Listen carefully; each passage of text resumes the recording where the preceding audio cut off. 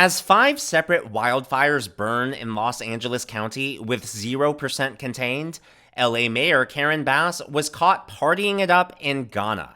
According to a local ABC News affiliate, Los Angeles residents furious with the mayor for visiting Ghana amid raging wildfires. Newsweek reports, where is Karen Bass? LA mayor returns from Ghana trip as city burns. So it turns out that Karen Bass was invited to Ghana to celebrate the inauguration of their new president, and specifically, she was invited to help celebrate their inauguration of the first female vice president. She was invited and tapped as a delegate by Joe Biden, but the big irony in all of this is that Joe Biden himself was unable to attend the inauguration. His plane, Air Force One, was stranded in Los Angeles because of the smoke from the wildfires. Now, as crazy as all of that is, it leads me to wonder, why didn't Joe Biden tap Kamala Harris to be the delegate? Because it appears like Karen Bass's role in all of this is contingent upon the fact that Ghana inaugurated their first female vice president. Doesn't it make more sense for Biden to tap Kamala Harris instead, to have the first female vice president go to Ghana to celebrate their first female vice president? I don't know. It seems like the obvious pick to me, but for whatever reason, he went with Karen Bass. And so she was over there, and she just arrived stateside today. So as she exited her plane, she was caught in the passenger bridge, where she was confronted by a reporter from Sky News Australia. And man, oh man, she froze like deer in headlights. Take a look at this. Do you owe citizens an apology for being absent while their homes were burning? Do you regret cutting the fire department budget by millions of dollars, Madam Mayor? Have you nothing to say today? Can you back up, boss? Appreciate it. Have you absolutely nothing to say to the citizens today? Elon Musk says that you're utterly incompetent. Are you considering your position? Madam Mayor, have you absolutely nothing to say to the citizens today who are dealing with this disaster?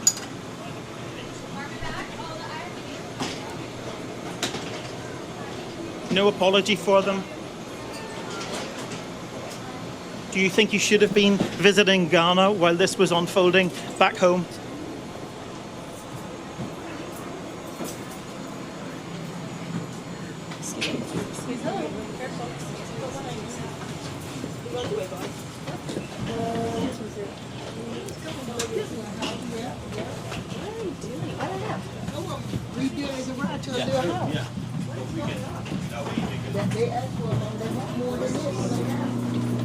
Run, Karen, run!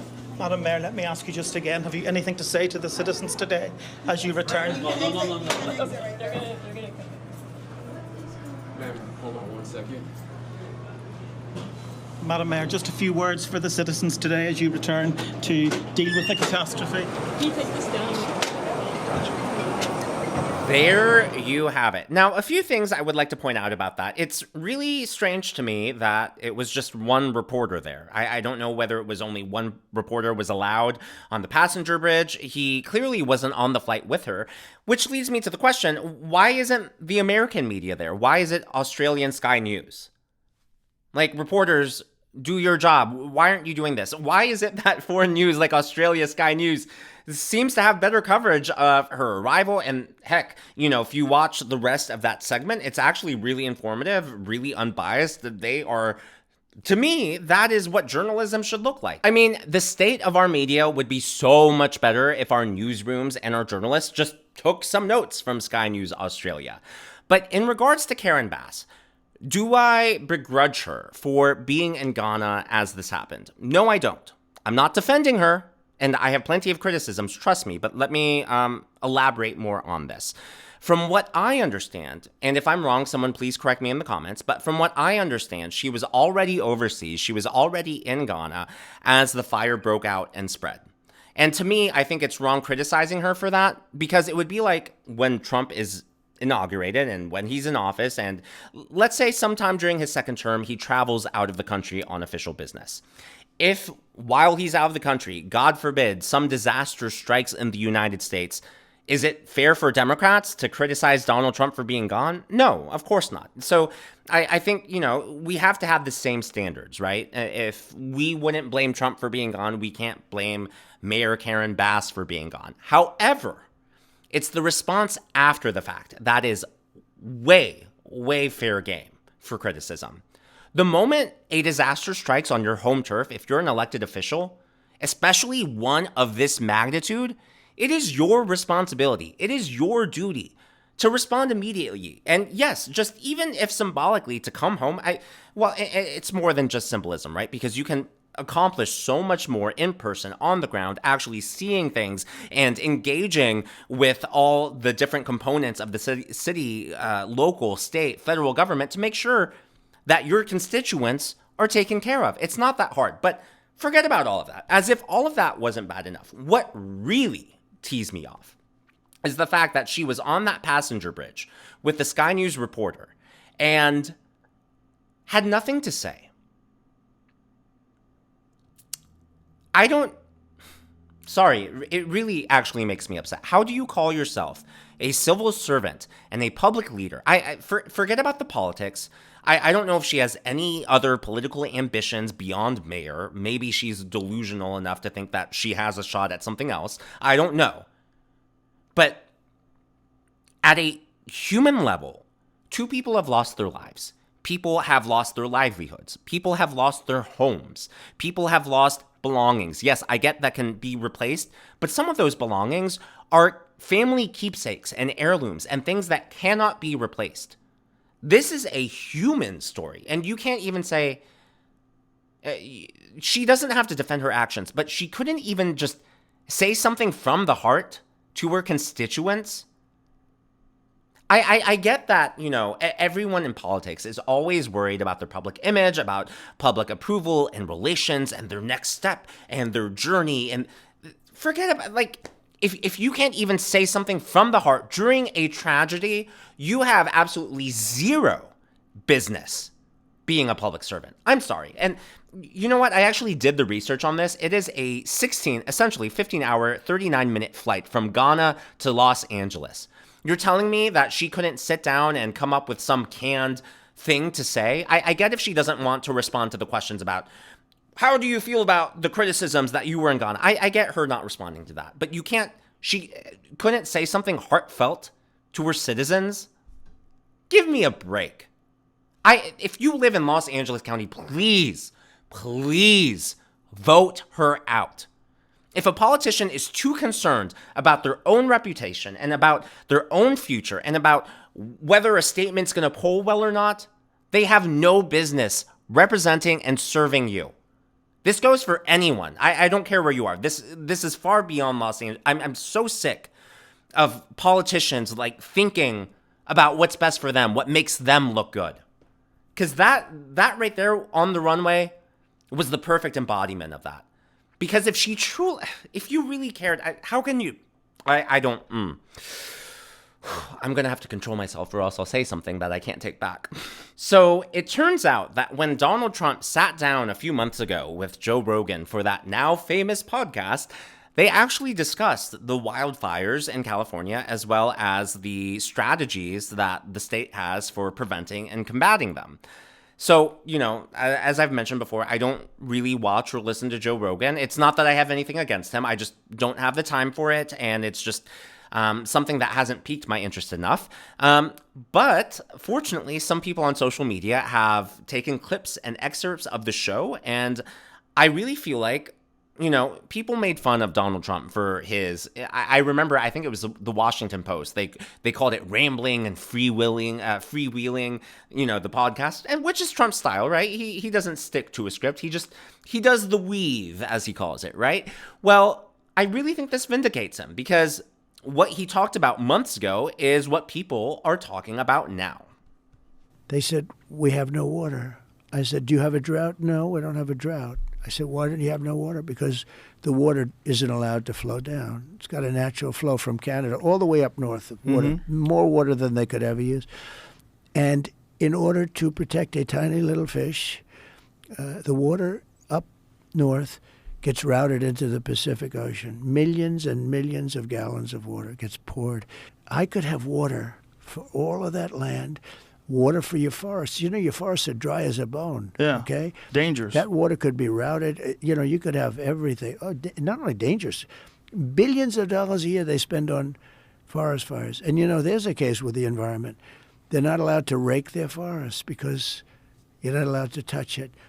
And all they have to do is clean their forest, meaning rake it up, get rid of the leaves, get rid of, you know, leaves that are sitting there for 5 years. And We'll certainly get rid of the deadfall. and get rid of the trees that are fallen. Yeah. That, you know, are, Get rid of the deadfall, do the controlled burns, fill up the reservoirs, actually build the reservoirs. And in my previous video that I just uploaded, I talked about how the Democrats, Bernie Sanders leading the charge, are already trying to pin this fire on climate change. Well, I saw this clip by Michael Schellenberger. This apparently, I just off the top of my mind, I believe he recorded this in 2021. So this isn't, you know, something he just put online because of this. But he is an author. He's also an environmentalist. He also is a former Democrat. And a few years ago, officially left the Democrat Party. I don't think he's a Republican. I think he's just an independent. But he made a video talking about how these forest fires would be happening regardless whether or not we have so-called climate change, and that even with climate change, we can have fewer fires. He says it better than I ever could, so here it is straight from him.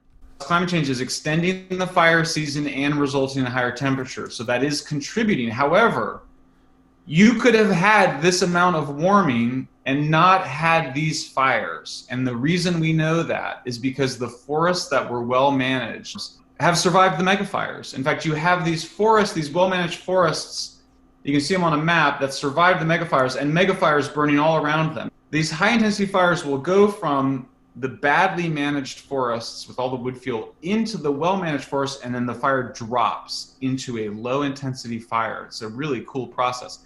It still tends to be a little bit hotter than a normal prescribed fire, but it burns through like a healthy fire would burn. So we know that, this is my objection to this apocalyptic climate rhetoric, we know that a well-managed forest will survive climate change. And they go, well, we're not saying climate change is the only cause of the fires. Obviously, this massive accumulation of wood fuel is a big problem, but they're saying it's a sort of an equivalent factor, but that's just not accurate. You would very much have these high-intensity fires that are burning in California if there were no global warming at all.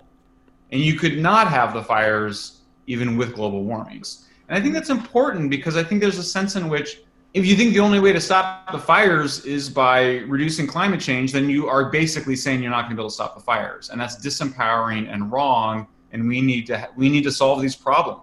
But nonetheless, nobody likes all the smoke, and we shouldn't have to have it. It's just because of the fundamental reason is bad forest management. Now, Michael Schellenberger sort of touched on this without saying it, but the irony in a lot of the actions taken by climate activists is that they actually can make climate change worse. So this is according to the Daily Wire. You'll get what I'm saying.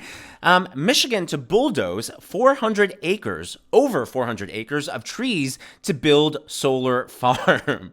You can't make that up. So we're going to destroy the environment to save the environment. We're going to cut down the trees to help with greenhouse. Like, what? Who thought that was a good idea? I'm not against, alternative forms of energy, but cutting down, come on, there has to have been a better place to build that. Surely. In the entire state of Michigan? Surely. Now, I would like to respond to a few comments before I log off for the day. So, first up, so sad to see people staying up until the very last minute to leave, but I understand. It mustn't be easy to leave your home and valuables, some of which are irreplaceable, behind. It often happens with hurricanes in the South as well. And I agree with that. I think it is really sad. But I think it's one of those things where until you're in a situation you don't know. I would like to think that I would heed evacuation warnings. I would like to think that I wouldn't be that last minute, but until you're in a situation, you never know what's going through their minds, right? Do they think that the wind is going to change direction, or were they intending on evacuating, but the fire spread faster than they thought it would? You never know.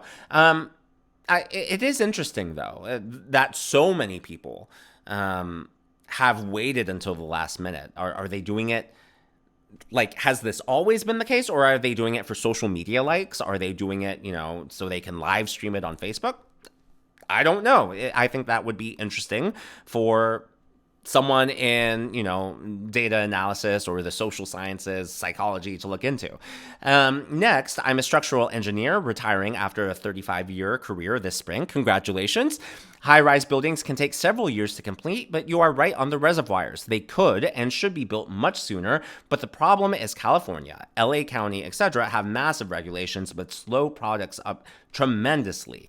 That is good to know, and I believe that we have the same issue in Washington, D.C. I get that some regulations are in place to protect us, but there is a point where there's just less return on investment as far as what the regulations do and are able to accomplish. Leave some of them up, but a lot of them come down for sure. And it makes me wonder too, do some organizations and corporations profit from these regulations?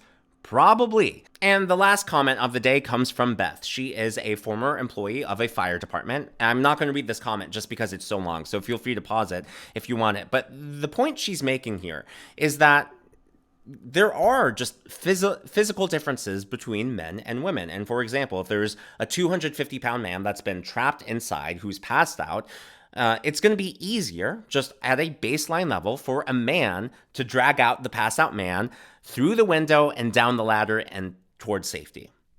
I agree with that. That's not to say that there aren't strong women out there. That's not to say that women can't work on a fire department, but that's to say that sometimes DEI just goes way too far. It asks you to erase all common sense for some vision of the future that just isn't rooted in reality. And we shouldn't be afraid to say, hey, there are some jobs where strength and just physical manpower is literally important.